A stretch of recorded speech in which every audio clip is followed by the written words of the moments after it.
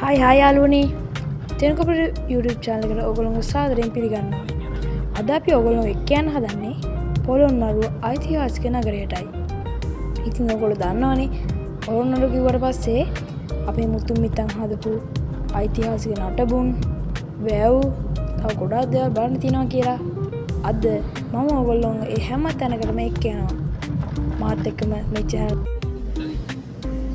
අපි පළවෙනියටම යාළුවනේ පොළොන්නරුවේ තියෙන ලොකුම වැව වන පරාක්‍රම සමුද්‍රය බලන්නයි. කොහොම අපිත් එක්ක තව ඉදිරියට තමයි හොඳම කොටස් තියෙන්නේ. කොහොම ටික දුරක් යද්දී යාළුවනේ අපිට නියම නාන්න දෙනකුත් හම්බුණා. අපි පප්ප සතුටක් තමයි අපේ පළවෙනි සංචාරක ස්ථානය වෙන්නේ යාළුවනේ ගල් විහාරය. මේකේ හිටි පිළිමය, සැතපෙන පිළිමය සහ භාවනා ඉරියව්වෙන් ඉන්න පිළිමය කියලා කොටස් තුනකට බෙදලා තියෙනවා.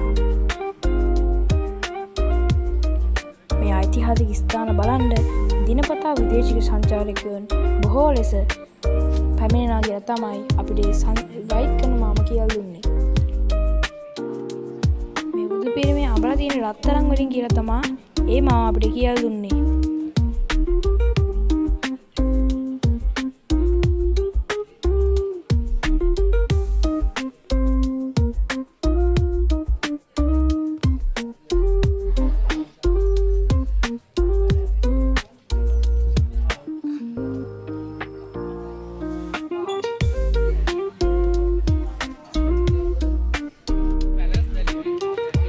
අපේ දෙවනි සංචාරක ස්ථානය වෙන්නේ යාළුවනේ හත් මහල් ප්‍රාසාදයයි.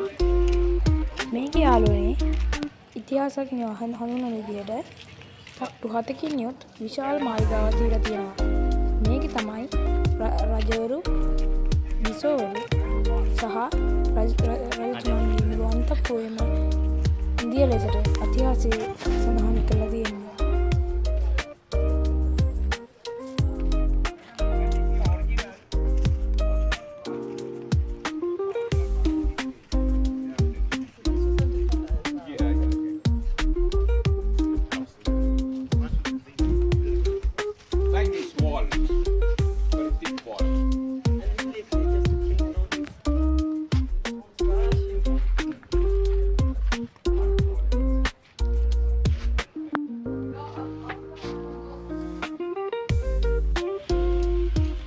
සෙල්ලිපි විශාල ප්‍රමාණයකින් මෙම ස්ථාන අපිට දෙක ගන්න පුළුවන්.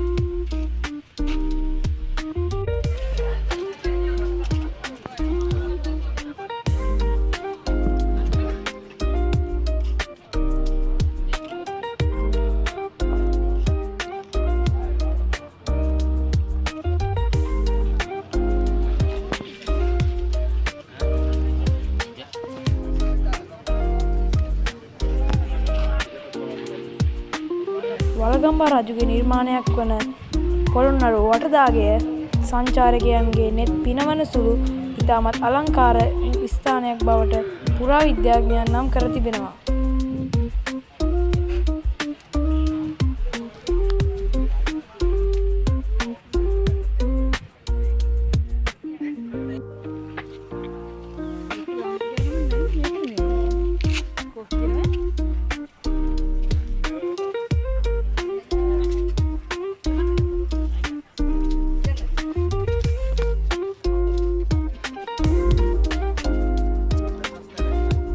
අප ඊළඟට පැමිණියේ සමාධි බුදු පිළිමය වෙතටයි. මේ අපේ ගමන අවසන් වන අතර සමාධි බුදු පිළිමයේ ඇති ලක්ෂණ අපි දැන් කතා කරනවා.